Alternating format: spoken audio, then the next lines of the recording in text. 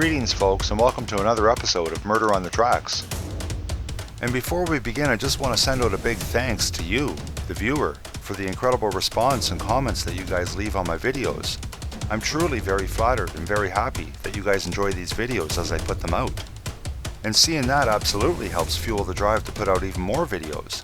And you know what folks? There's a whole lot more material coming your way. So put your seatbelts on, kick back, and let's get underway. Which is precisely what we did last summer. As some of you may know, I'm friends with Linda Ives and Gene Duffy, so last summer we decided to go visit them down in Arkansas. So off we went, and I was a little bit disappointed to see that they had Pittsburgh closed, so we continued on towards Cleveland and saw some pretty cool signs in Ohio. Eventually making our way towards Nashville, where of course they have the Grand Ole Opry, which we made a stop at. And what did we see right there? The Cooters Museum of Dukes of Hazzard fame. So naturally I had to get a picture in there.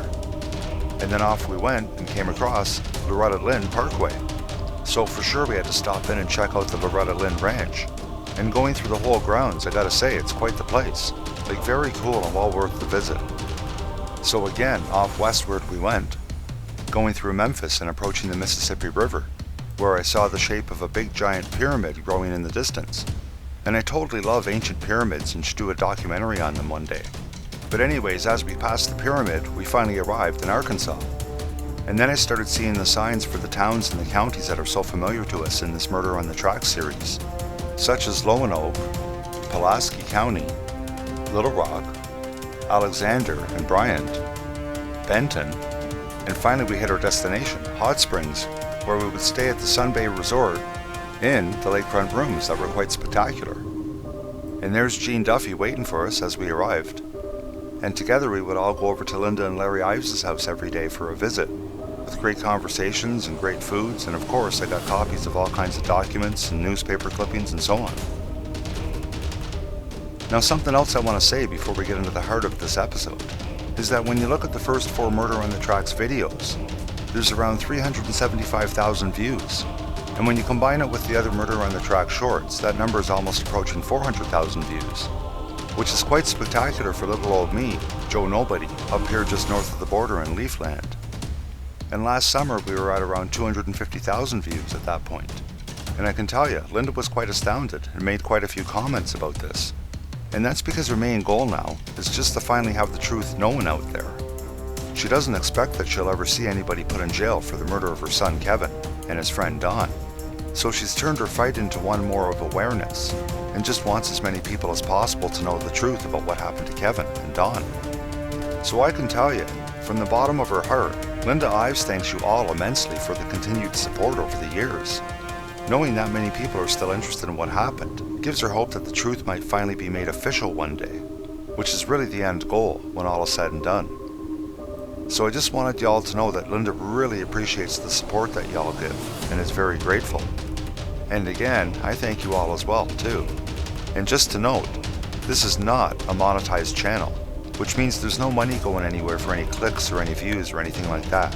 So I just thought I'd point that out in case anyone's wondering. So, let's get on with the main event, shall we?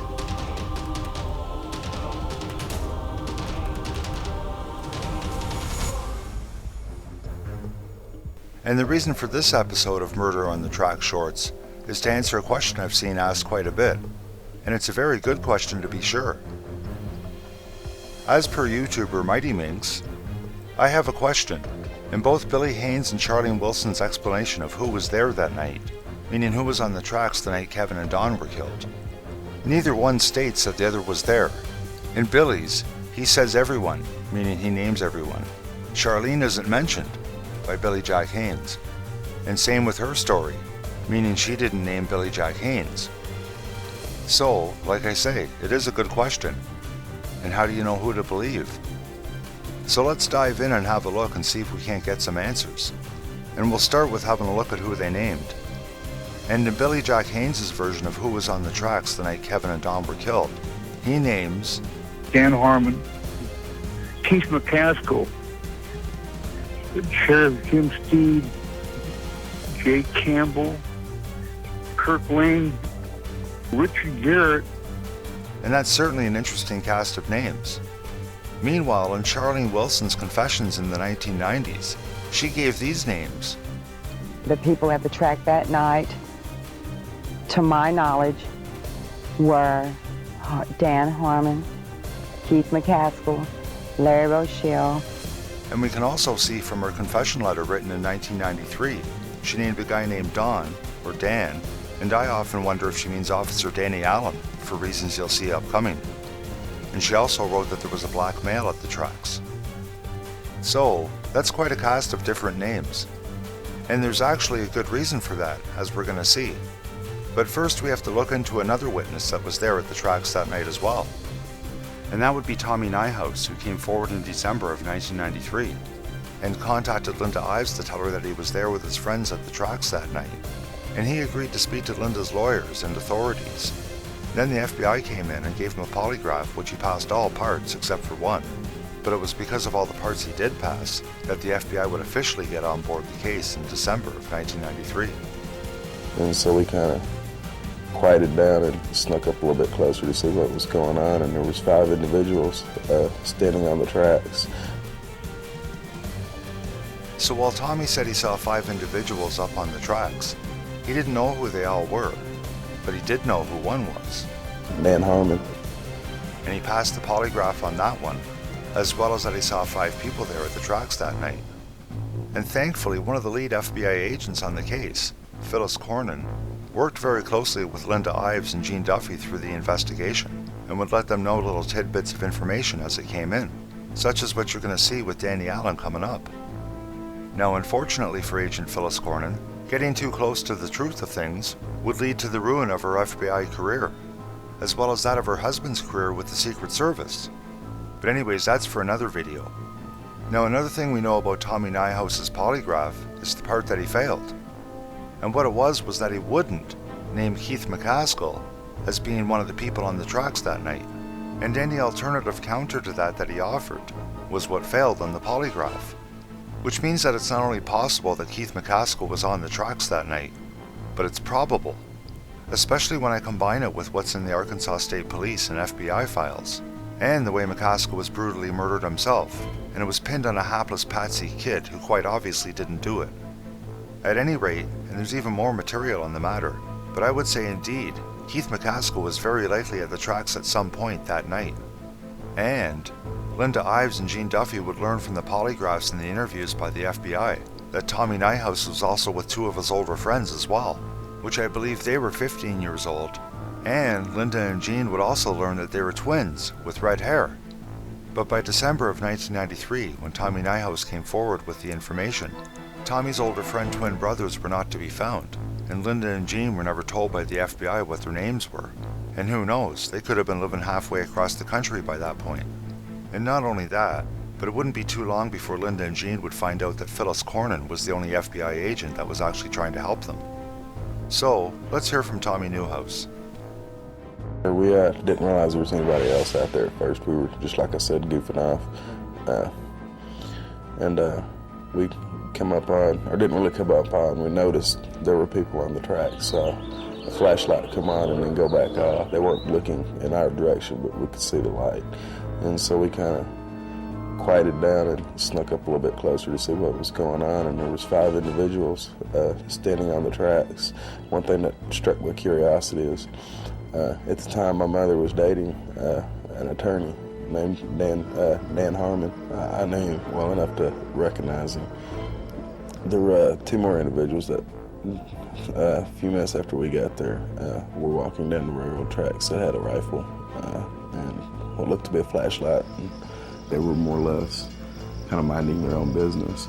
And when they realized someone else was on the tracks, they stopped and was fixing to turn around when someone, or Danny, motioned for them to come closer over to where they were. They hesitated and eventually ended up walking on towards the rest of the group. While my head was turned, I heard what sounded like a gunshot. I saw a flash, as you would expect with a gunshot at night.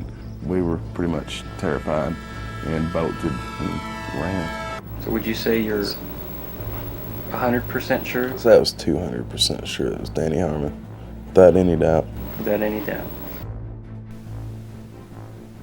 So Tommy Nyhouse is 200% sure that was Dan Harmon on the tracks that night. And he passed an FBI-administered polygraph to that effect. So now let's have a look at some of the documents from that FBI investigation.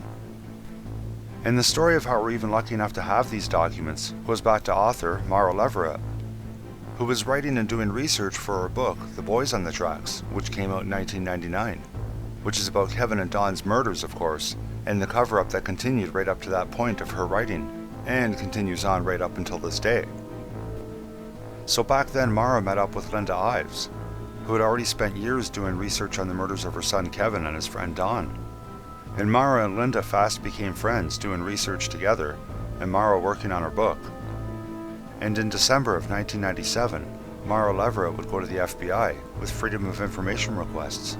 And we can see in this letter from Mara Leverett to the FBI, with this letter, I am formally requesting access to all of the agency's files relating to those deaths. Talking about Kevin and Don, of course. And how do you think the FBI responded? And keep in mind that Linda Ives and Gene Duffy were working with the FBI quite a bit in 1994 and 1995. And FBI agent Phyllis Cornum was giving them lots of information as the investigation was going along. So naturally, in early 1998, the FBI responded by saying that they located no records responsive to your Freedom of Information Privacy Act request. So the FBI is telling them that they have no records of any investigation into Kevin and Don. And of course Linda knew better than that, having been there through the investigation as it went. And it was her that Tommy Nyhouse came to first, not the authorities. And she was kept appraised of Tommy Nyhouse's situation with the FBI every step of the way. So of course Linda Ives knew there was an investigation, so how could there be no records? That's ridiculous. So thankfully Congressman Vic Snyder became interested and stepped in. And he discovered that various government agencies combined had tens of thousands of documents that related to the murders of Kevin and Don in some form or another, and the drug scene in the surrounding area as well. And the bulk of those documents resided with the FBI. Finally, in 1999, with the help of Vic Snyder and others, the FBI relented and released close to 2,000 heavily redacted documents to Mara Leverett. And while they are heavily redacted, when you read through them and begin to piece everything together, the information that is revealed is quite shocking to say the least.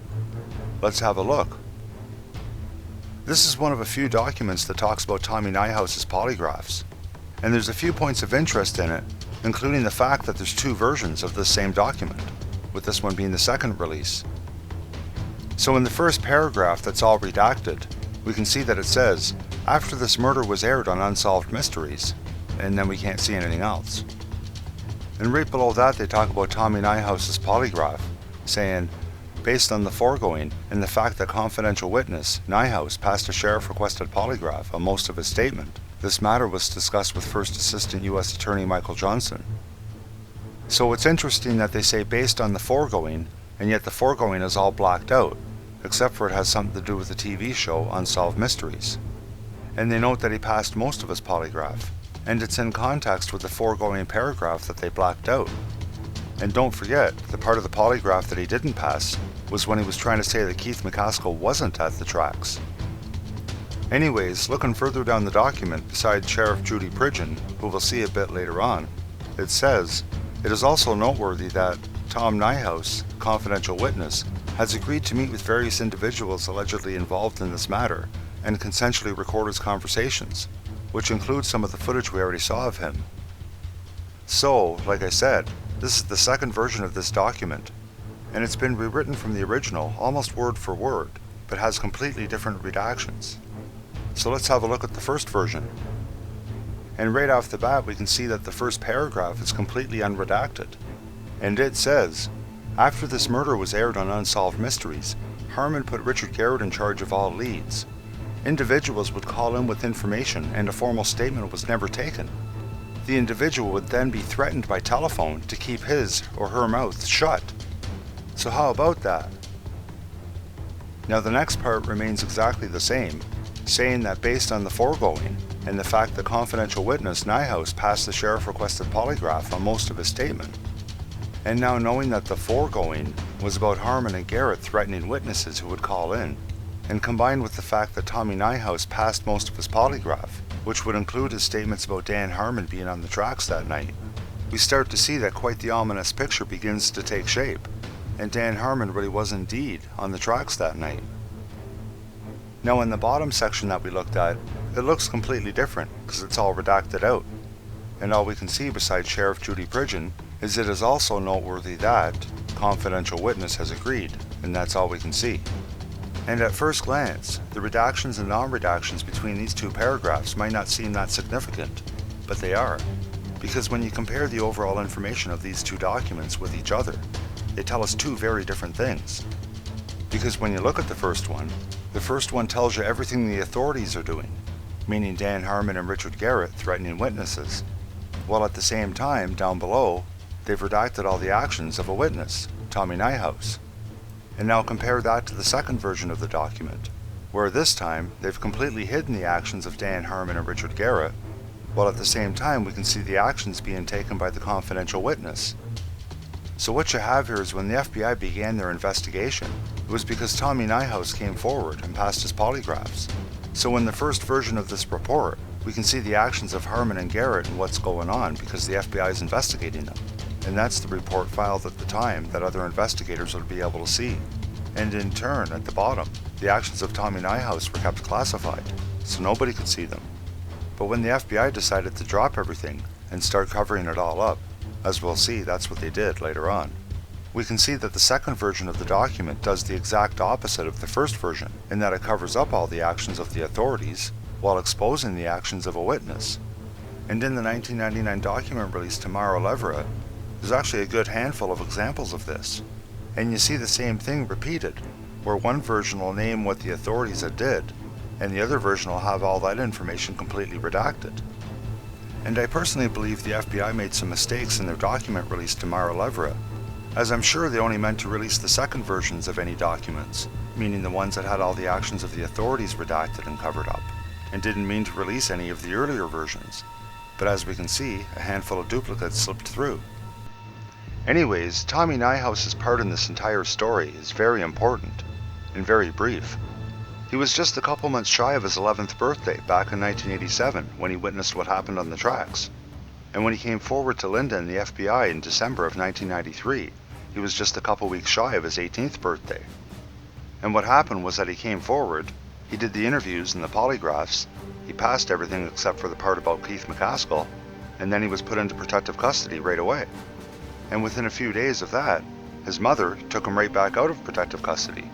And that would be the last we'd hear from Tommy Nyhouse in relation to the murders of Kevin and Don.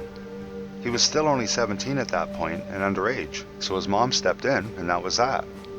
Now when pondering why she might have done that, there's a couple of points to keep in mind. One being the fact that her and Tommy obviously knew at the time, just like everybody in Saline County knew at the time, and as we can see in this FBI report at the time, that surrounding this case are at least 6 murders. And the other thing to keep in mind is that back in 1987, Tommy's mother was dating Dan Harmon. So she probably had a pretty good idea of what he was about. And who knows, maybe she put 2 and 2 together? After all, you'd think protective custody would be the best place for him. Unless of course it's the authorities that you're worried about. At any rate, Tommy's part in this, however brief, was very important. And his passing the FBI polygraphs really helped open up a lot of understanding about what really happened that night. And if you're wondering where Tommy Nyhouse is today, sadly he passed away in 2013 at the young age of 36. And here he is with his sister, Stephanie, just a few years after he first approached Linda Ives. And here he is in the later years of his life with one of his stepdaughters. And I've seen some people speculate that he was murdered, that they got to him. But that's not what happened. And we can see on Facebook that Tommy's sister put up a page called My Brother Tommy Foundation. And she lets us know, my brother Tommy had a long fight with spleen cancer, hepatitis C, and HIV. So it looks like Tommy Nyhouse had quite the rough life, and unfortunately a very short one as well. And we'll come back to Tommy in a bit, but let's have a look at some more FBI files. And these are just a few examples of what a lot of the authorities were like back then, and the environment that Dan Harmon was thriving in. And here we can see the FBI talking about a cover-up of an investigation of the Ives Henry homicide in Saline County, Arkansas, during what I believe it says gun underneath that redaction, and drug dealing by public officials in this county. Here we can see where it says, the investigation by Little Rock FBI has revealed possible law enforcement involvement in the deaths of captioned victims, Kevin and Don. Here it states, it is very apparent that a well-orchestrated conspiracy surrounds captioned case, and I'm certainly not going to argue with that. This one points out that an investigation at this point in time reveals that a cover-up in the investigation exists with law enforcement involvement. And we're going to come back and have a good look at this one in a minute. But here's another one that says, investigation has revealed that law enforcement officials in the Little Rock area may have been involved. Or how about this? Law enforcement officials alleged to be involved in drug trafficking in Saline County include, and all that information is completely redacted.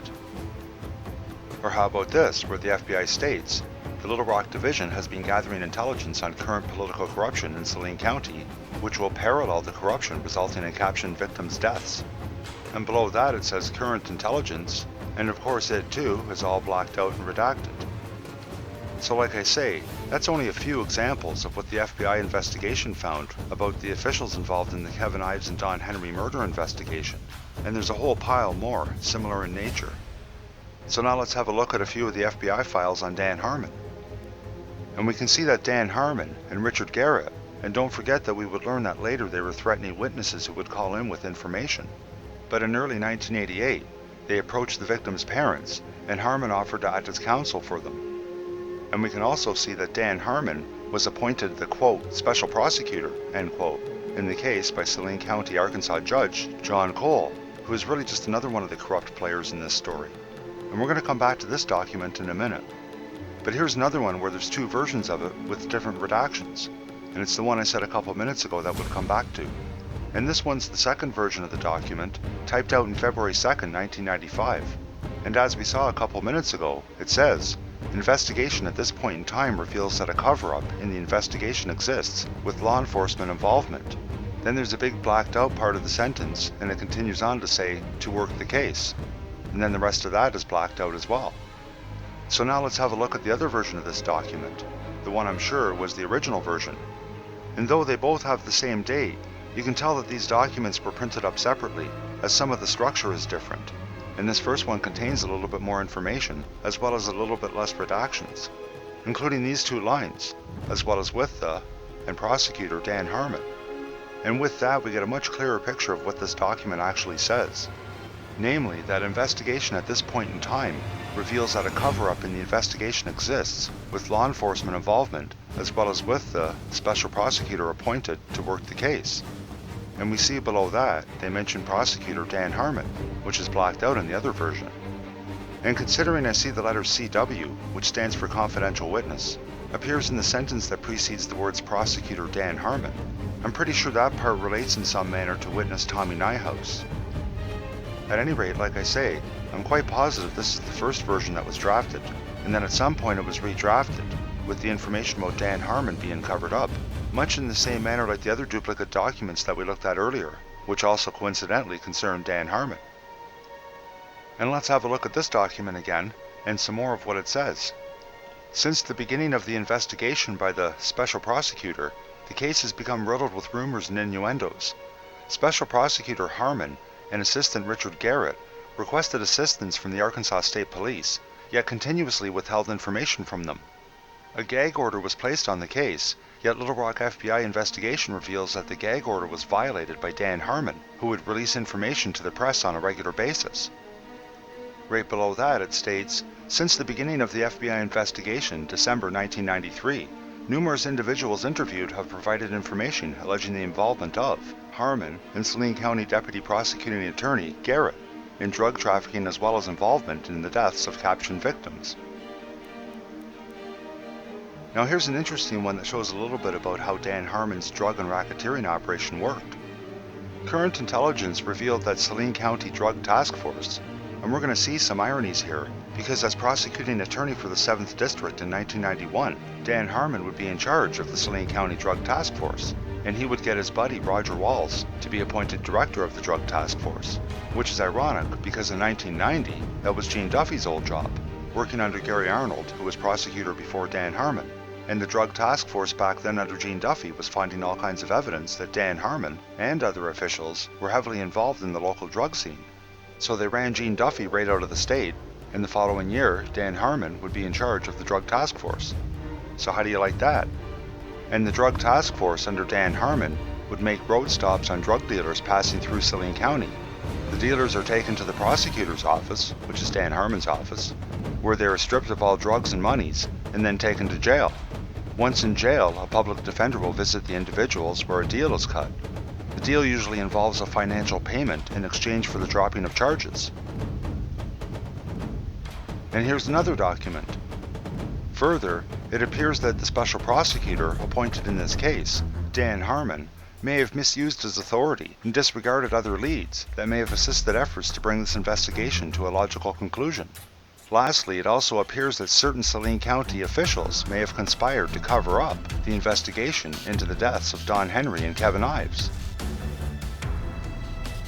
And going back and looking at this document yet again, the one we saw that lets us know that Dan Harmon and Richard Garrett went to the Ives and Henry families to offer to act as counsel for them, and that it was Judge John Cole that appointed Dan Harmon as special prosecutor.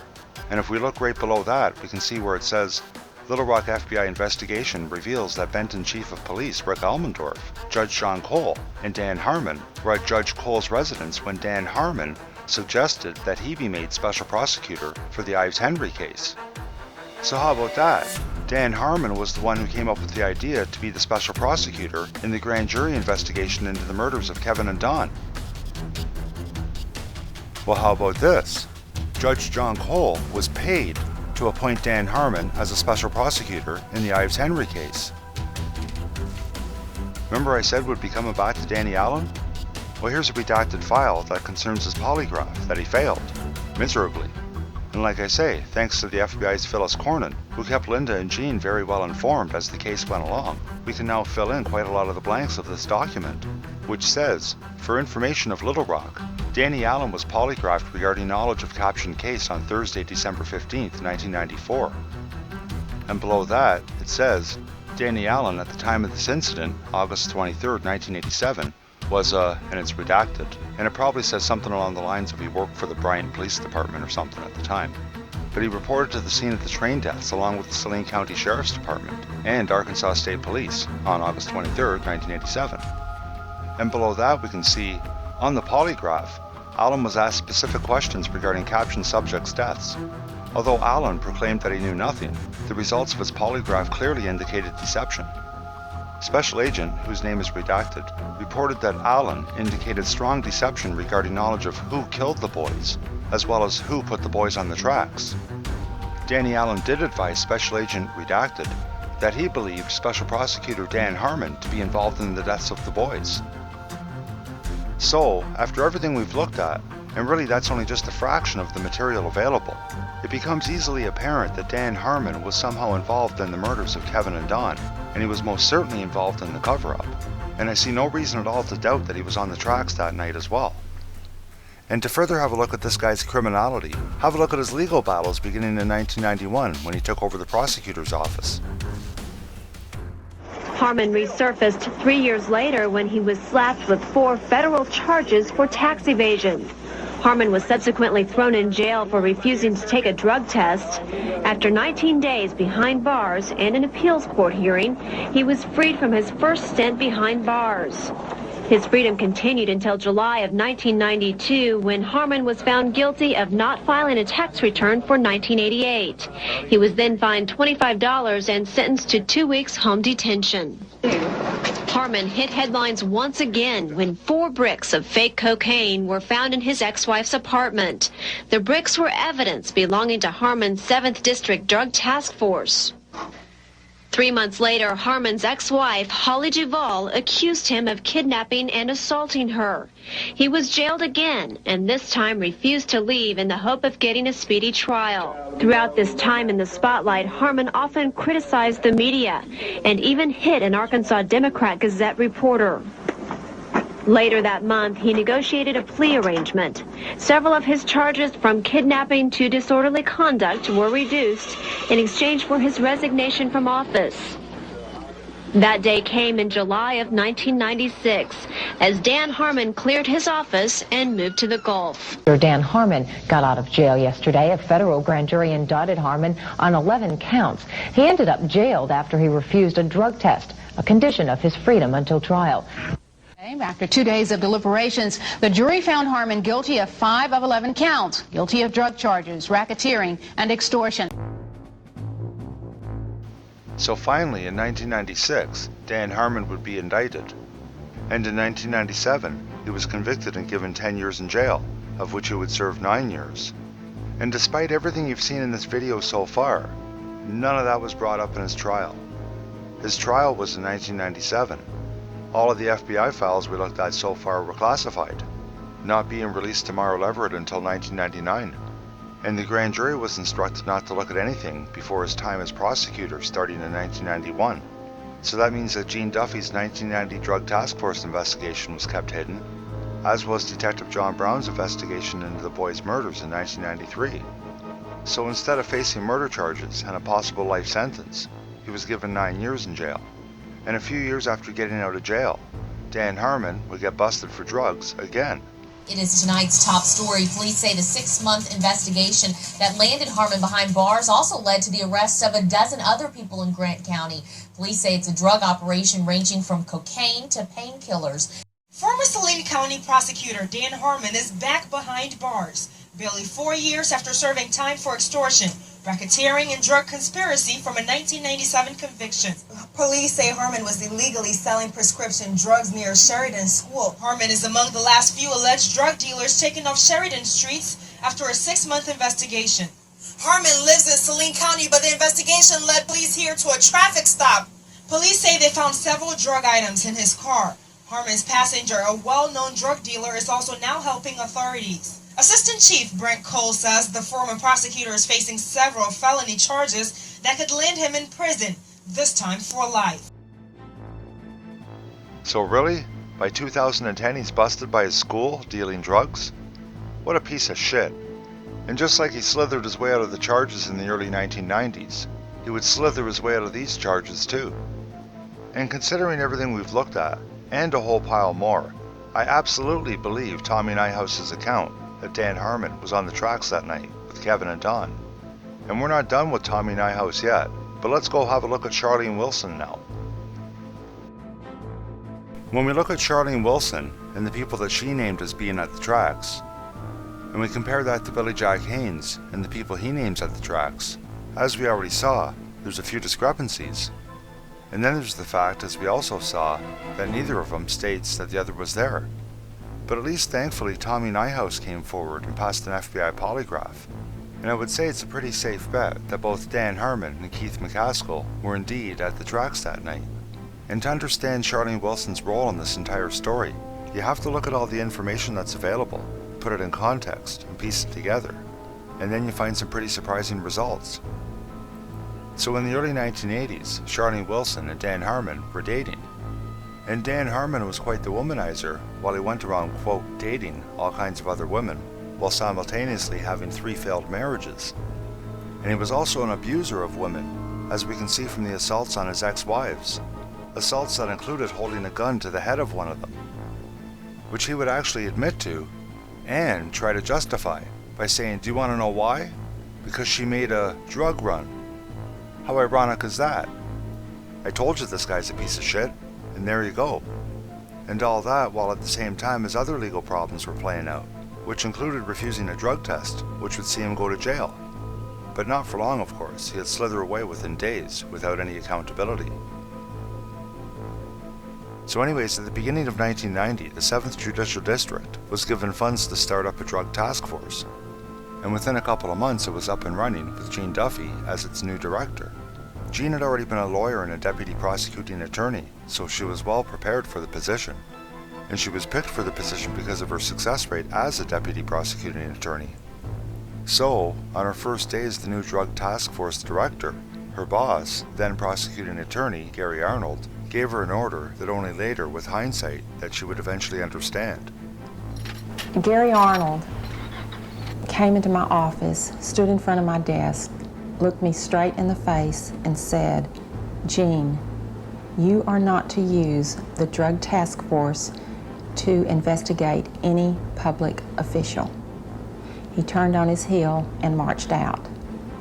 Now, as startling as that statement might sound, I really didn't think that it was going to pose any kind of problem, because at that time I didn't have any indication that there was any public official in our judicial district who was involved in drugs.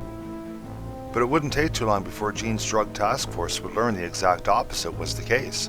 When I had hired 7 undercover officers, and they went, of course, had to start street level buying first, and they couldn't get much above street level buying before they started connecting public officials to protecting drug dealers, to actually being involved in the drug dealing operation themselves.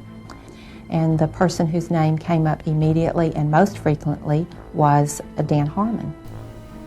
And the Drug Task Force was also making some other significant discoveries. 3 months after the Drug Task Force was up and running, one of my undercover officers asked if he could open the train deaths case.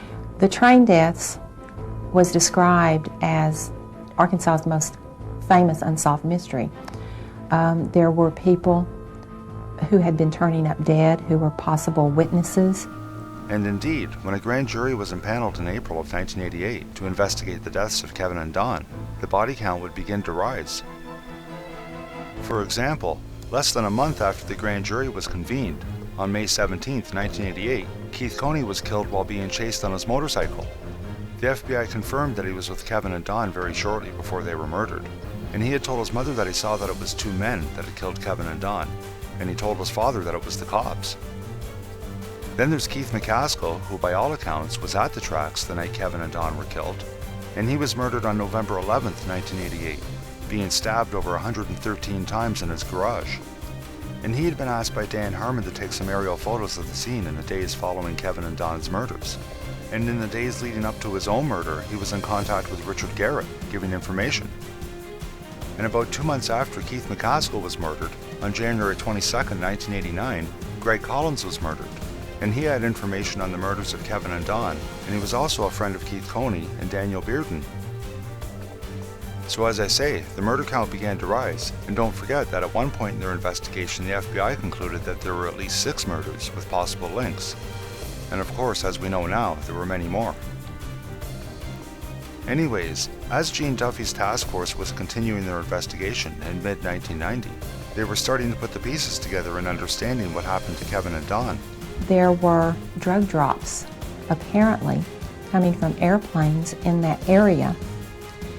And these drug drops from airplanes had virtually not been investigated by any of the law enforcement agencies in our district. And he thought that was something that our task force needed to look into. He said the drug drops were being made in the exact vicinity where Kevin and Don had been murdered.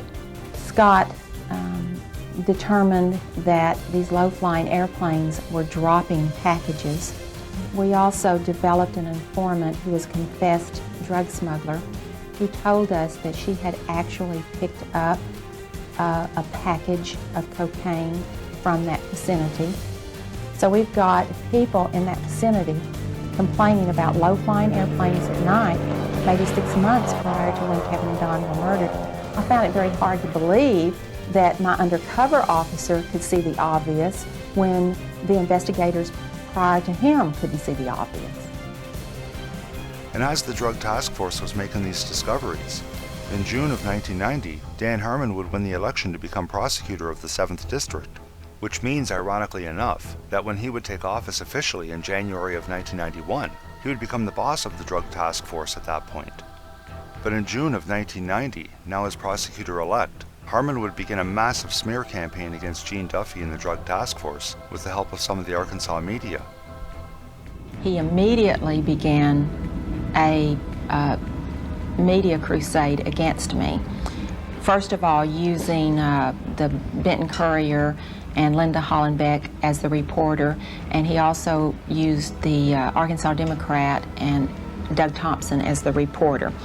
And for some reason, these two people would write anything that he said to them. They didn't care anything about substantiating anything he said, they just reported it. In the next 5 months, there were over 200 newspaper articles crucifying my reputation. Not one thing that they alleged was truthful. They had me stealing federal funds, they had me making illegal arrests. Every allegation that might destroy my credibility was made. I could have played the same game Harmon was playing and reported to the media the information that I had about him, and truth would have been on my side. But this would have jeopardized the federal investigation. And I wasn't so concerned about public opinion of me because I felt like in the end all the truth was going to come out, because at this point I still had faith in the judicial system. And Gene's faith in the judicial system was about to get a crash course in the realities of how it actually worked in and around the Saline County area. When the media campaign led by Dan Harmon first began, her board of directors that appointed her to the position supported her. But by the end of September, with the media campaign against her overwhelming, they were forced to put her on suspension, and then everything would go downhill from there. The members of my board of directors had warned me for several weeks that they were not going to be able to continue to support me in the face of all of the bad publicity. And in fact, when they did fire me finally in November, it was not because of anything that I had done wrong, but because I had become, in their opinion, ineffective because of all of the bad press. I had 7 undercover officers working for me. They were family men who needed jobs. 5 of them resigned in protest to my firing. Now, when the Drug Task Force first got up and running, it didn't take them too long to start linking drug sales to public officials. And they also quickly learned that there was an investigation being done at the federal level by the U.S. Attorney's Office. And Jean, being mindful of what her immediate supervisor Gary Arnold had told her on her first day, had decided to turn over the information that her drug task force was accumulating to the U.S. Attorney's Office for their investigation instead. I knew at the time that there had been a federal investigation going on for about 9 months into the public official corruption in Saline County, which was being headed by Assistant U.S. Attorney Bob Govar.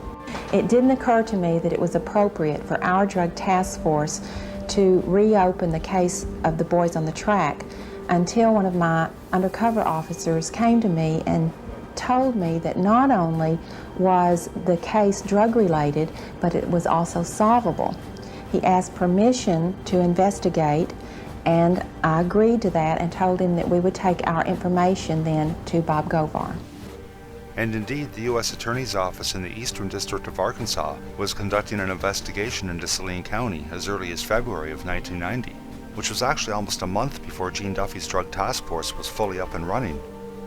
And have a look at who was one of the targets of that investigation. Yep, there's Dan Harmon again, which really isn't that surprising now, is it? Anyways, one of the informants that Gene Duffy was gleaning lots of information from was Charlene Wilson.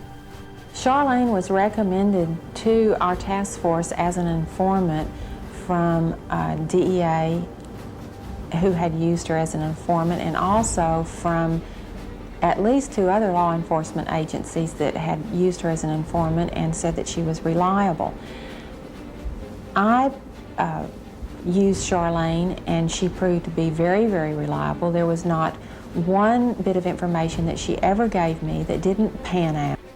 And while that may be so, and she was offering up lots of information on Dan Harmon, there was another little tidbit of information that she didn't offer up at the time, namely that Dan Harmon was at the tracks the night Kevin and Dom were killed. And I would suspect that she didn't bring that up because A, she wasn't asked directly, and B, by doing so, would implicate herself as well, as we'll see. At any rate, Charlene Wilson was one of the informants, along with all the information that Gene Duffy was giving to Bob Govar for their investigation. And Charlene Wilson would find herself testifying under oath to a grand jury in December of 1990. Robert Govar and Chuck Banks were the U.S. attorneys for the District of Arkansas at that time. I was subpoenaed to testify on behalf of the drug trafficking and the cartel, more or less is what it was, that had to do with Dan Harmon. I was asked quite in depth about the drug trafficking that went on with Dan Harmon. Dan always had cocaine on him, always. Now this grand jury investigation, being led by Assistant U.S. Attorney Bob Govar, like Kevin and Don's grand jury investigation 2 years earlier, would prove to be a sham and a cover-up. Not by the grand jurors, but by the people running it. The very afternoon that Charlene testified before the federal grand jury, that the whole investigation started to unravel. I had taken in 4 informants to be interviewed to testify before the federal grand jury in Saline County affairs. They were actually never interviewed and were in fact badgered and harassed and told to leave. In the weeks that followed Charlene's testimony to the grand jury, the calendar flipped to January 1st, 1991, which meant that Dan Harmon was now the official prosecutor for the 7th District. And Harmon wouldn't waste any time. He got together again with his buddy Judge John Cole, and they started issuing subpoenas and warrants for Gene Duffy and the Drug Task Force's information. Subpoenas and warrants that Gene Duffy would wisely ignore. I refused to answer the subpoena because, in the first place, it was absurd for Dan Harmon to be conducting a grand jury investigation against himself. But if I had brought in any information about him, that would have put the very lives, probably, of the informants and witnesses in jeopardy, and I was certainly not willing to do that. If I had gone in and refused to turn any information over to them, I would have been jailed in Hot Spring County. And my mother received a call from a dispatcher in Hot Spring County that said that she overheard a conversation among the officials there that if I were arrested, that I would be killed in Hot Spring County Jail. So I refused to answer, and when Judge Cole issued a felony warrant for my arrest for failing to appear, then I left the jurisdiction. Which was a wise move and probably saved her life, and that of some of her informants as well. By late February, Jean was in hiding at a friend's cabin. In the following month, her and her family would be completely uprooted and moved to the state of Texas. And that would be the last any of the officials in the Saline County area would hear from Gene Duffy again, or so they hoped. Meanwhile, the U.S. Attorney-led grand jury was still going on, and in June of 1991, Dan Harmon would be cleared of any drug allegations by U.S. Attorney Chuck Banks, who was Bob Govar's boss, and Banks would shut the entire grand jury proceedings down. Almost 2 years would pass, and in March of 1994, Gene would get a call from the FBI, and having already been cleared by the Arkansas State Police of all the bogus subpoenas and warrants issued by Dan Harmon and Judge John Cole, the FBI asked her to come back and help with their investigation into the murders of Kevin and Don. And this would also mark the first time that she would meet Kevin's mother, Linda Ives. And putting everything together at that point was teaching Gene some valuable lessons about hindsight. Of course, now I realize what was the basis for Dan Harmon's viciousness against me and determination that I be not allowed to do my job. I now know that Dan Harmon was on the tracks with the boys the night that they were murdered. Of course, now I look back on the chain of events and realize that I likely caused the shutdown of my own investigation. It's clear to me that the turning point was when I gave Chuck Banks the information developed by my task force that the boys were killed because they had stumbled upon a large shipment of drugs dropped from an airplane. In my heart, I feel that that was a red flag that caused Chuck Banks to close the investigation down before it led to Mina. And I would say that's pretty spot on. and certainly in line with the other investigations that were shut down and covered up as well. Like the FBI would state in the mid-90s, top left, Saline County is basically a hub for illegal activity, which consists of drug trafficking. And where do you think a lot of those drugs were coming in from? Anyways, remember the death threats that Jean Duffy was getting in the months following Charlene Wilson's appearance at the grand jury, where she gave all kinds of testimony against Dan Harmon and other officials? Well, Jean wasn't the only one receiving threats. I received a phone call, and they told me that I had made a very big mistake. And I was assured by the U.S. Attorney's Office that my name, that my testimony, that my statements, that the people that were on that witness list would never, ever be revealed. Well, you know, someone in the U.S. Attorney's Office had given Mr. Harmon a list of the effective witnesses, you know. That don't give you a very good feeling.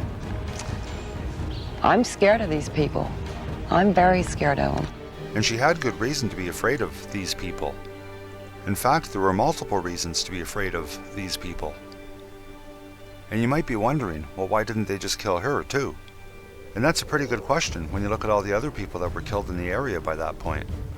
But one difference between any of them and Charlene Wilson is that she was still working as a DEA informant, doing so to keep herself out of jail from drug offenses. And the DEA didn't take too kindly to their informants being murdered, especially only a few years after what happened to Barry Seal. And if you're not familiar with him and his role in this story, go to my channel or the idfiles.com website and have a look at American Remade, the real story of Barry Seal. But at any rate, these people would have stirred up quite the hornet's nest had they have simply murdered Charlene Wilson. So they, and we know Dan Harmon is one of they or those people, don't we? But they would simply bide their time and wait for the right opportunity to take her down. And that opportunity would present itself in late 1992. At that point, Charlene Wilson was a small-time drug dealer dealing out of her house with her boyfriend, Bryson Jacobs. And a woman named Joanne Potts, who Charlene would sometimes sell drugs to, would get busted and agreed to turn informant in a drug sting operation against Charlene. So they set up 3 different buys in the operation, November 22nd, November 23rd, and December 30th. And on December 31st, they would raid Charlene Wilson's home. And get this, it was the drug task force that staged the raid. The same drug task force that Jean Duffy was ousted from, and was now being run by Dan Harmon's buddy, Roger Walls, as its director, who reported to Dan Harmon because Dan Harmon was his supervisor, much like Gary Arnold was to Jean Duffy back in 1990. Now check this out. That raid on Charlene Wilson's house on December 31st, 1992, by the Drug Task Force, was led by Dan Harmon himself. Dan Harmon, he walked to me, handed me what was supposed to be a search warrant, and he said, "Bitch," excuse me for saying that, "I told you, if you ever brought my name up or brought anything up about the past dealings that we've had, that I'd take you down." He said, "You're going to prison. I'm going to put you in prison." He did. I'm here. So, Charlene was now charged with delivery of marijuana, delivery of methamphetamine, possession of drug paraphernalia, and possession of marijuana. And it's not like we're talking about massive amounts here either. They were looking at sales in the $70 range. And for that, Charlene was convicted on all charges and sentenced to 32 years in jail. And of course, Charlene Wilson would launch appeals right on up to the United States Supreme Court.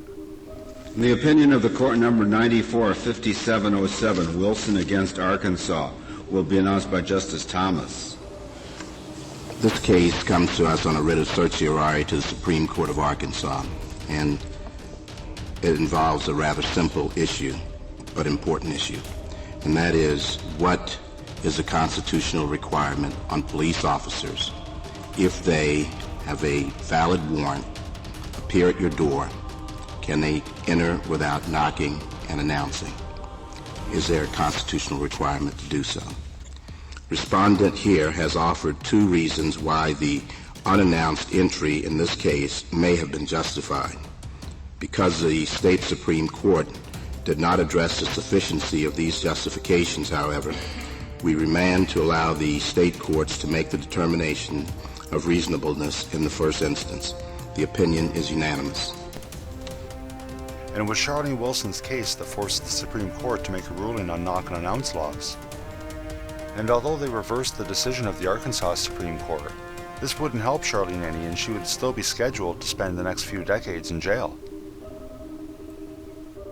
So going back to the end of 1992, would see Charlene Wilson get arrested and on her way to a 32-year jail sentence.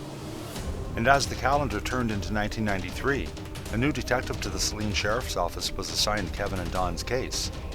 Detective John Brown, who had just moved with his family into Arkansas and wasn't familiar with the case.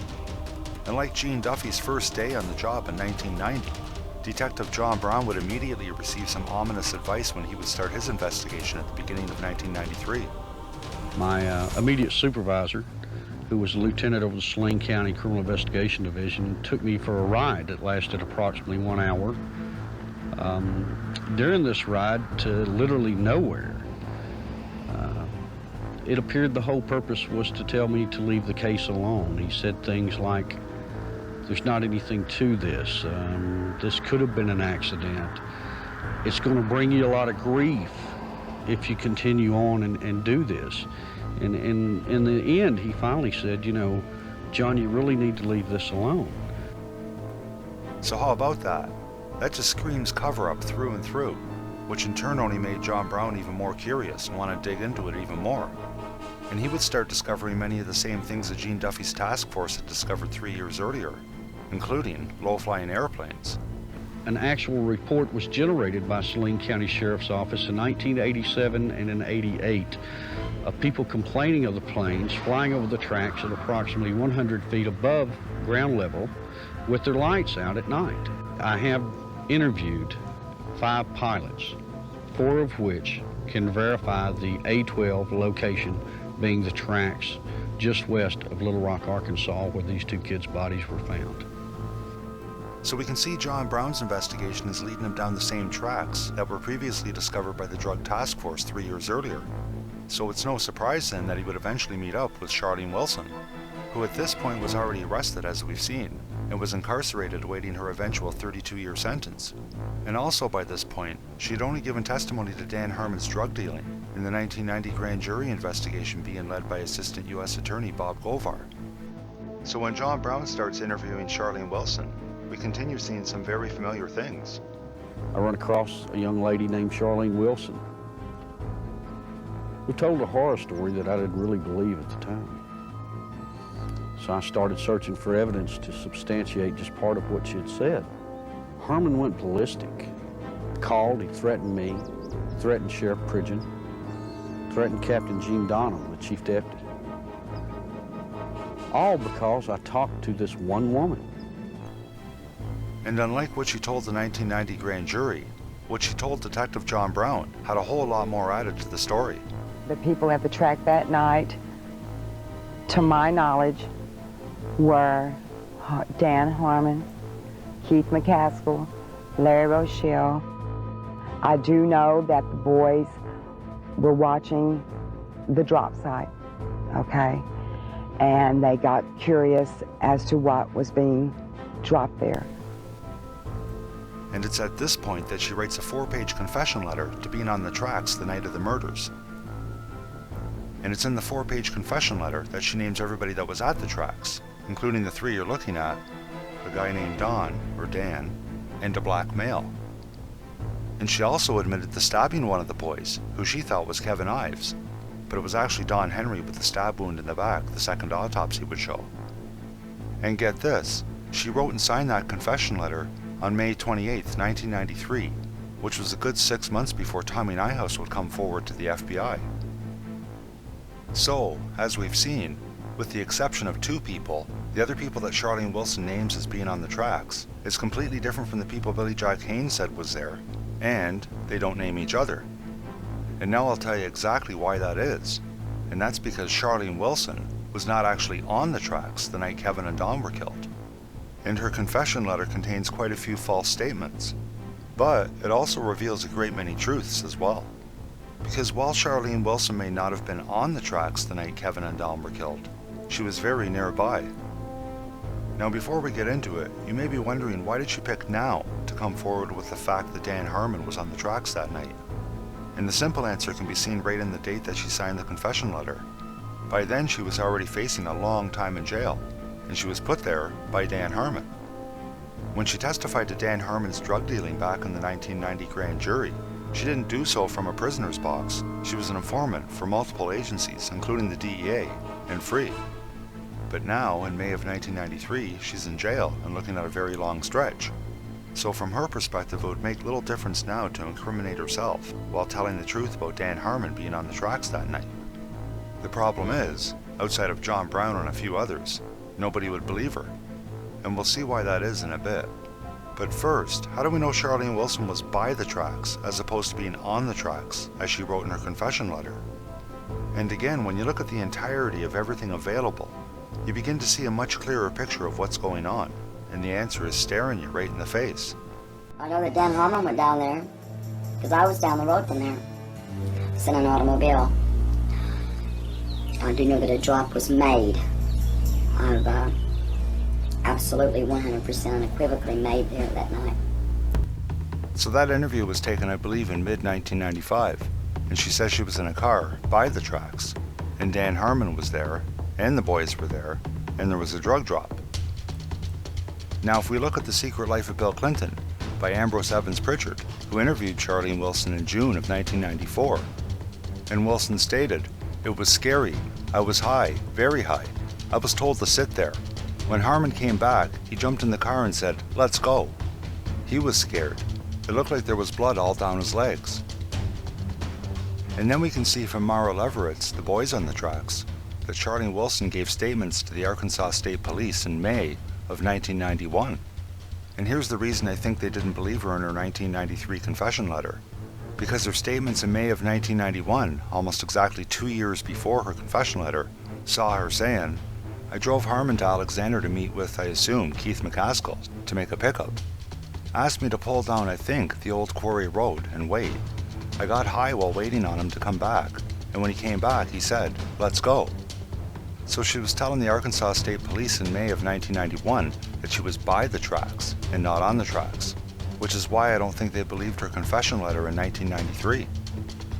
Also interesting is that Wilson's statements to the Arkansas State Police in May of 1991 was a mere few weeks before U.S. Attorney Chuck Banks would close down the grand jury investigation that was investigating Dan Harmon and other Saline County officials. Anyways, in August of 1999, Charlene Wilson did an interview with KARK News, which is the NBC affiliate out of Little Rock, Arkansas. And as KARK's Kim Miller reports, Charlene Wilson says she dropped then prosecutor Dan Harmon off near the tracks that night and waited while he went to pick up a drug drop. She says that when Harmon returned, he had blood on his pants, as if he had wiped his hands on them. So again, we're seeing some consistency with her story here, whether it's her saying she drove Dan Harmon to the tracks that night, or that there was a drug drop, which would mean presumably from an airplane, and that Dan Harmon came back with blood on his pants, to Dan Harmon returning to the car acting scared, saying, quote, "Let's go," end quote. And the one commonality in all her statements in over an 8-year span from 1991 to 1999 is that in all of those statements, she says she was in a car by the tracks, not on the tracks. In fact, it was only when she wrote her confession letter in May of 1993 that she stated that she was on the tracks. And for a number of years I believed that she did that to better implicate Dan Harmon, because he had just put her in jail, and this was her way of getting him back. But it turns out that's actually not the case, as we'll see in a few minutes. But first, remember some of the things that Tommy Nyhouse said? We didn't realize there was anybody else out there at first. We were, just like I said, goofing off. We come up on, or didn't really come up on, we noticed there were people on the tracks. So while my head was turned, I heard what sounded like a gunshot. I saw a flash, as you would expect with a gunshot at night. We were pretty much terrified and bolted and ran. We noticed there were people on the tracks. We were pretty much terrified and bolted. And he's talking about himself and his two older friends, the twin brothers. Now here's one of the parts of Charlene's confession letter that's true, where she states several of the boys had got away, but they had caught 2. And of course the 2 caught were Kevin and Don, and the ones that got away were Tommy Nyhouse and his friends. And don't forget that Charlene Wilson wrote that 6 months before Tommy Nyhouse would come forward.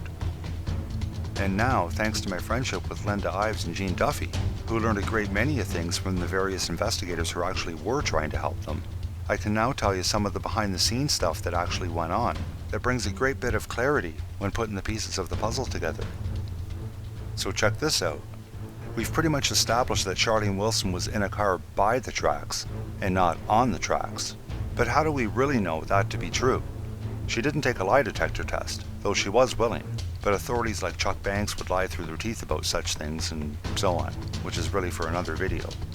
But in trying to figure out whether or not she was in a car by the tracks, I learned from Linda and Gene that in Charlene's original statements, or confession if you will, that Dan Harmon used Charlene's car and drove them to the old dirt road by the train tracks. And Charlene said she was told to wait in the car, which she did, and carried on doing more cocaine and crystal meth.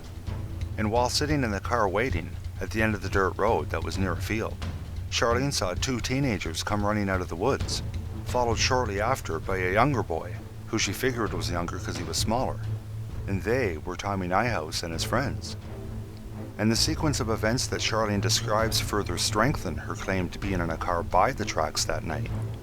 Because when Tommy Nyhouse and his friends bolted after the gunshot, Tommy said he froze, stunned for a couple seconds. Then he took off in the same directions his friends went. And being smaller than them, he wasn't going to catch them. Which is why Charlene saw 2 boys come running out of the woods first, followed by a 3rd smaller boy some few dozen seconds later, who was Tommy Nyhouse, who also said he saw a car on the dirt road as he ran out of the woods. So, when you put it all together, both Charlene Wilson's and Tommy Nyhouse's stories validate each other, and Charlene Wilson was indeed in a car by the tracks, while Dan Harmon was on the tracks.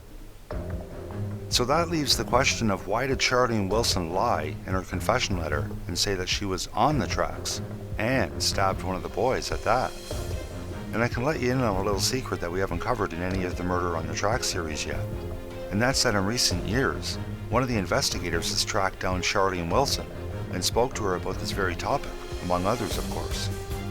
So what I originally thought was that Charlene made up the lie putting herself on the tracks with Dan Harmon in order to better implicate him, in order to get back at him for putting her in jail. But it turns out that's not exactly the case. Remember what Detective John Brown said after he started talking with Charlene Wilson? Harmon went ballistic. Called, he threatened me, threatened Sheriff Pridgeon.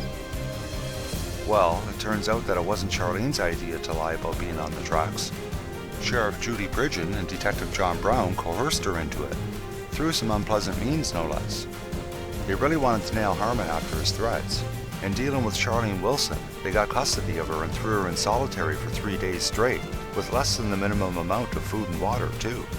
And eventually they got her to write and sign the confession letter. And for sure they knew about the 1990 U.S. Attorney investigation into Dan Harmon, because the memos with all the info on him were leaked to the press.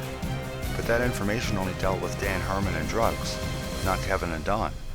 And I'm not sure if Sheriff Judy Pridgeon or Detective John Brown were aware of Charlene Wilson's statements in 1991 to the Arkansas State Police, where she did tell them that she was in the car by the tracks that night, while Dan Harmon was on the tracks. At any rate, the intentions of Sheriff Judy Pridgeon and Detective John Brown would eventually come to surface in time. And John Brown would quit from the Saline County Sheriff's Office in August of 1994 because Sheriff Pridgeon took him off the case, which effectively meant, in his words, that it was dropped. And by 1996, as the Chief of Police for Alexander, John Brown and Saline County Sheriff Judy Pridgeon would use Kevin and Don's murders as a political football back and forth. Anyways, it's a pretty safe bet that Charlene Wilson was indeed by the tracks on the night Kevin and Don were murdered. And thankfully Tommy Nyhouse came forward, passing an FBI polygraph and giving a bunch of interviews in his short time in the case. And just between the two of them, whose stories corroborate each other, it's very much a safe bet that Dan Harmon was indeed on the tracks the night Kevin and Don were killed. And not to dump on Dan Harmon too much, because we're going to do that in another upcoming episode of Murder on the Tracks, dedicated solely to him, because there's a whole pile of stuff that we haven't covered on him in any of the Murder on the Track series. But anyways, remember when they ran Gene Duffy out of the state in early 1991? And then in June of 1991, U.S. Attorney Chuck Banks came in and cleared Harmon and all the other Saline County officials of allegations of drug crimes? Well, a week after Chuck Banks did that, the Arkansas Times shows just how close Gene Duffy's task force was to solving the murders of Kevin and Don, stating, according to Duffy's task force, Harmon was importing cocaine into the county at a point near the railroad tracks at Alexander. The boys were in the wrong place at the wrong time, this theory says, and had to be silenced. And Dan Harmon, who at the time was the prosecutor for the 7th District, would say Gene Duffy is crazy, and go on to say things like Gene Duffy was convincing Bob Govar, and that's one of the reasons that he was being investigated by the U.S. attorneys and then had to be cleared by Chuck Banks. But if you look at the date of the first U.S. attorney memo that was leaked to the newspapers, you can see that Dan Harmon had already been identified as a target in that investigation, long before Gene Duffy's task force was created. Prosecutor Gary Arnold didn't start assembling the drug task force with Gene as its director until March of 1990.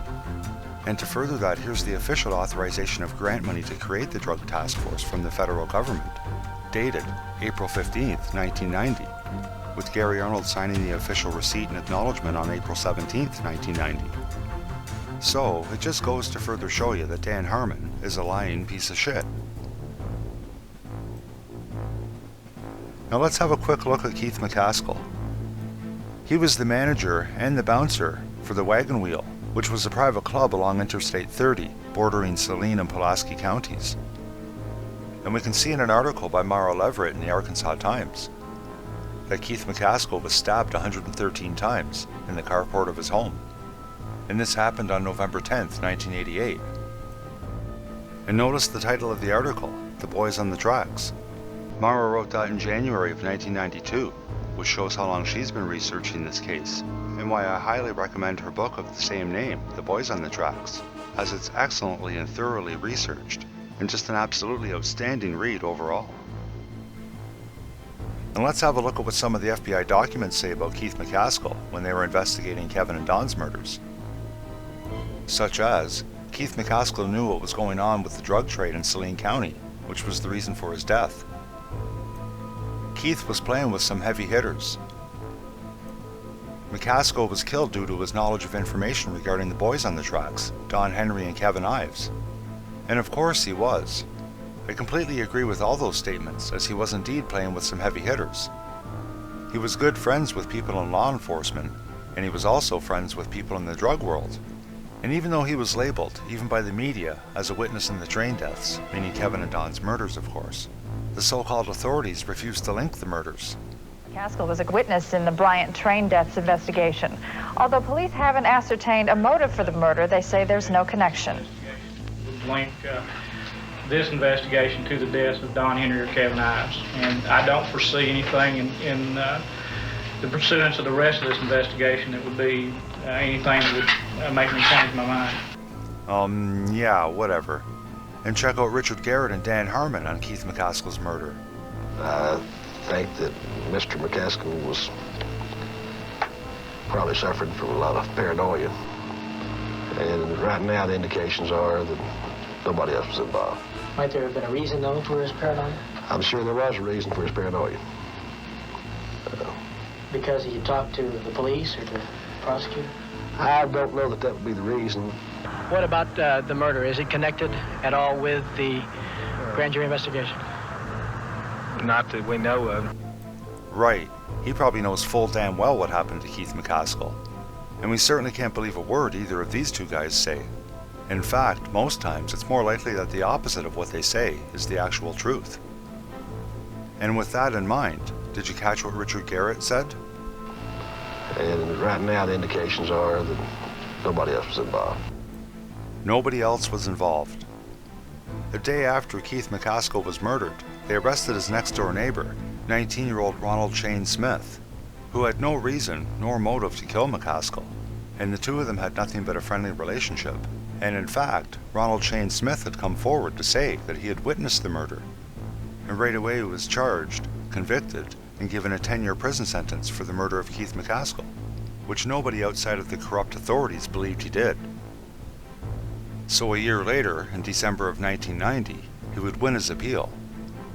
And that's because the appeals court ruled that Judge Cole made some errors when he tried the case. And that figures, doesn't it? The bought and paid for judge, John Cole? Though it's not surprising because we see Cole, Dan Harmon, and his buddy Richard Garrett intertwined in quite a lot of different stuff. But anyway, some of the evidence that the appeals court ruled that Judge Cole was in error for excluding included that McCaskle told several people, including a longtime police officer, that he feared for his life because of, quote, something that he knew about the boys on the railroad track, end quote. And he certainly would know something if he was on the tracks that night, now wouldn't he? Now Keith McKaskle wasn't actually really a bad guy. Though he did deal in the world of drugs, it was on a small-time level, and he was most certainly not a criminal piece of shit like Dan Harmon. And I'm going to do a Murder on the Tracks featuring Keith McKaskle as well, because his murder and the story that follows play a very important part in understanding overall what happened to Kevin and Don. But anyways, back to Keith McKaskle's accused murderer, Ronald Shane Smith. He would have to wait another year until finally in December of 1991, Judge Cole signed an order to dismiss the murder charge. And of course he wasn't the killer. Everybody knew that, and yet he would have to spend a year in prison for a murder he didn't commit. And he actually witnessed, if you'll remember. So he came forward, and despite the fact that there was no motive, there was no murder weapon, and there was a lot of people that said Keith McKaskle was fearing for his life and being followed, and yet they found Ronald Shane Smith guilty of second-degree murder on the basis of circumstantial evidence. And just to note, besides witnesses and polygraphs, there's a ton-load of circumstantial evidence to suggest that Dan Harmon was involved in the murders of Kevin and Don. But yet, here we are 33 years later, and nothing. Compare that to Ronald Shane Smith, who was arrested the day after Keith McKaskle's murder, and in short order convicted to 10 years in jail, which no doubt only helps support the claims of people like Don Birdsong from the Arkansas State Police, or Dan Harmon and Richard Garrett, who would all claim there were no ties between the murders of Kevin Ives and Don Henry and Keith McKaskle. In May of 1994, 2.5 years after Ronald Shane Smith was finally cleared of anything to do with the murder of Keith McKaskle, the FBI lets us know no one else is being convicted regarding the McKaskle murder, which holds true till this day. And like the murders of Kevin and Don 33 years ago, which they say is still a, quote, ongoing investigation, end quote, I wonder how the now 32-year-old investigation into Keith McKaskle's murder is coming along. And while we're back into the FBI documents again, remember earlier when I said the FBI's investigation into the murders of Kevin and Don was covered up? Well, let's have a look. So the FBI's investigation officially started in December of 1993, and that was a direct result of Tommy Nyhouse coming forward and passing the FBI's polygraphs. And of course we see, investigation has revealed that law enforcement officials in the Little Rock area may have been involved in captioned homicide. And document after document talks about the cover-up investigation. And here's but a few examples. An extensive investigation into this matter has revealed the likelihood of police and public officials being involved in the attempted cover-up. Investigation at this point in time reveals that a cover-up in the investigation exists with law enforcement. This cover-up supposedly involves law enforcement and political officials. This document talks about the cover-up of an investigation in the Ives and Henry homicide in Saline County and drug dealing by public officials in this county. This document talks about someone's opinion that the following individuals are involved in a cover-up of the murder, and of course all the info is blacked out in it. And in this document we see, lastly, it also appears that certain Saline County officials may have conspired to cover up the investigation into the deaths of Don Henry and Kevin Ives. So as you can see, sprinkled throughout the FBI's investigation is the word cover-up. And there's also all kinds of documents that say things like, a well-orchestrated conspiracy surrounds captioned case. The investigation by Little Rock FBI has revealed possible law enforcement involvement in the deaths. Or here's one that talks about a drug war going on in Saline County, as well as law enforcement involvement in drug trafficking. Law enforcement officials alleged to be involved in drug trafficking in Saline County include, and it's another big blacked out list that follows in the document. In this document, they're talking about police officers from Benton that were involved in drug trafficking. Since this case involved public corruption, well, then we better redact the shit out of it so nobody will find out the truth. a truth that it appears that quite a few people seem to know. As a result of numerous homicides surrounding the incident related to the boys, individuals are very scared to talk to anyone due to fear for their own life. And of course the people in Saline County were afraid for a good reason, as by early to the mid-1990s, there were more than 6 murders involved with this case. And yet after 2.5 years on the case, and mountains of evidence of murders, drugs, and corruption, on May 2nd, 1996, IV&C Smith, special agent in charge of the FBI in Little Rock, Arkansas, would write in his report, while there are indications of misconduct within the Saline County criminal justice system, these have not developed into offenses that warrant further federal investigation into the deaths of Ives and Henry. He follows that up by saying, "It is my recommendation that the FBI conduct no further investigation into this matter." And that pretty much is what happened. There would be no more investigation. And then fast forward a couple years to February 2nd, 1998, and again we see IV&C Smith, and he writes, "Certainly there is some unresolved and even troubling information about this matter. We will continue to remain alert, and, if appropriate, reopen our investigation." So he's closing the investigation saying there's some unresolved and even troubling information about this matter, which is quite unbelievable to say the least. But his most outrageous statement can be found on the first page of this document, where he says, "We cannot state with certainty a murder even occurred." Seriously? Way to go, Sherlock. As we just saw, their own investigation said there was at least 6 murders, and you've been investigating for 2.5 years with all the resources of the FBI, and you're not even sure there was a murder? What were you investigating? So anyways, we can see the next day, after Special Agent in Charge IV&C Smith wrote that, this case was closed on February 3rd, 1998. And pay close attention to those dates, as we're going to come back to that in a quick minute.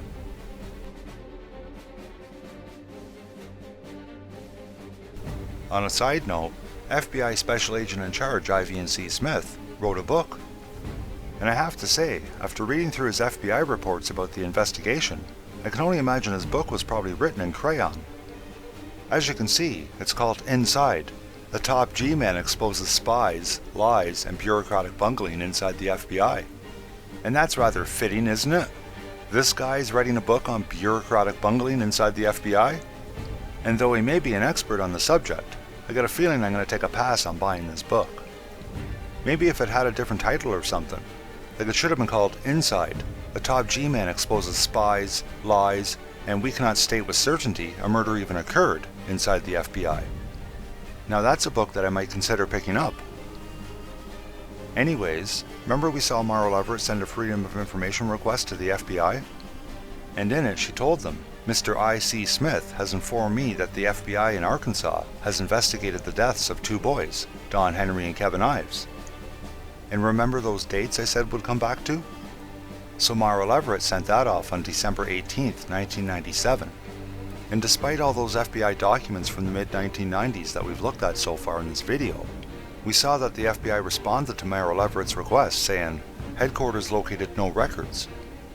And that reply was sent January 21st, 1998, about 5 weeks after Mara sent in her request for the documents. And it would be 2 weeks later, on February 2nd, 1998, that FBI Special Agent in Charge IV&C Smith would start to shut down the investigation. And the next day, on February 3rd, 1998, the case was officially closed, 7 weeks after Marl Everett launched her FOIA requests. And I gotta say, it looks like this was all no coincidence. I mean, it looks pretty much like Marl Everett sent in her FOIA requests, and the FBI lied to her, as we can see, saying they had no documents, and spent the next couple of weeks scrambling to shut down the case.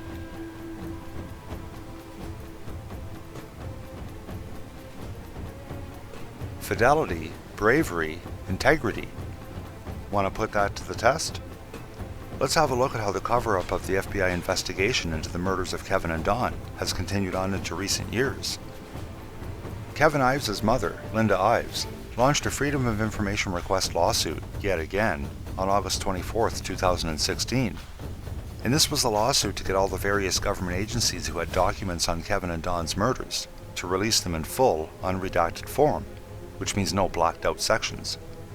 And after 3 years of battling against multiple different judges, by September 20th, 2019, we see that Brian S. Miller dismissed the lawsuit, siding with the government agencies. And it was actually 2 days earlier, on September 18th, 2019, that Judge Miller dismissed the case with prejudice, which means Linda is free to launch another lawsuit, with all the time and expenses that come with it, of course. And the same judge, Brian S. Miller, had already dismissed the FBI from the lawsuit back on July 25th, 2017. And think about it. 2 teenage boys were murdered in Saline County in 1987, and the authorities right off the bat lie about it, including the state medical examiner who said they were under the psychedelic influence of marijuana. And then when a grand jury orders a second autopsy and it's discovered that the boys are murdered before they were placed on the tracks, the official story then becomes that it's only a local double homicide. So if that's the case, why does the FBI have thousands of documents relating to the murders of Kevin and Don? And why is it that 32 years after their murders, Judge Miller would side with the FBI in the apparent need to keep these documents classified and sealed? How do the murders of 2 young boys in Saline County, Arkansas in 1987 warrant a national security-like classification on documents pertaining to their murder? Only 2 words can come to mind. 2 words we saw repeated over and over in their investigation: cover-up. And that's only a small sample of what Linda's been battling for the last 33 years.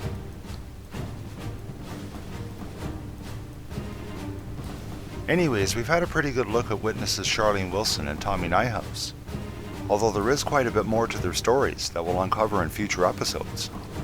And we've answered the question of why Billy-Jack Haynes and Charlene Wilson didn't name each other as people being on the tracks that night. And that's because Charlene Wilson wasn't on the tracks that night. She was instead in a car on a dirt road quite some distance away. So the only way she would know who was on the tracks that night would ultimately depend upon who Dan Harmon told her was there. And we know he's a lying piece of shit, don't we? And notice how all 3 of Billy-Jack Haynes, Sharline Wilson, and Tommy Nyhouse all put both Dan Harmon and Keith McKaskle on the tracks the night Kevin and Don were killed. And with everything we've seen, I completely believe them. While in Tommy Nyhouse's case, we learn about Keith McKaskle through omission. And when we look at the rest of the people that Billy-Jack Haynes, Sharline Wilson, and Tommy Nyhouse named as being on the tracks that night, we see quite a mixture of very interesting names, including one in particular that we're going to look at in an upcoming episode. And like I said earlier, the people that Billy-Jack Haynes is named as being on the tracks that night is rather interesting, and we'll again be taking a very deep look into them. And there's one very big question that still needs to be addressed, which is, was Billy-Jack Haynes actually on the tracks himself, like he claims he was? And if you're up to date on this story, you'll know this has been a highly debatable point. And in the next episode of Murder on the Tracks, we're going to take an in-depth look into all the information, statements, documents, possibilities, and probabilities of whether or not Billy-Jack Haynes was on the tracks that night. And although I haven't finished going over all the material for it, and I can tell you there's a ton of it, what I can tell you at the moment is that what you're going to see, you might find pretty surprising. And as noted earlier, you're going to see an episode on Dan Harmon, because there's still a whole pile of stuff on him that we haven't talked about in any of the Murder on the Tracks so far. In fact, we've probably only told about half the story in as far as it relates to him. And also don't forget that we're going to explore Keith McKaskle's murder in depth in another episode. And there's a few more episodes in the works as well, including a special edition featuring Kevin's mother, Linda Ives, whose 33-year-long fight for the truth about the boys' murders is truly an unbelievable story, and one we're going to document in full detail. And you're going to see the full shocking truth about how year after year, decade after decade, government agency after government agency, from all of local, state, and federal levels, all did their very best to make sure they covered it all up, thwarting Linda's attempts at seeking the truth at every turn. So thanks for watching, and stay tuned, because there's a whole lot more to the Murder on the Tracks than you know so far.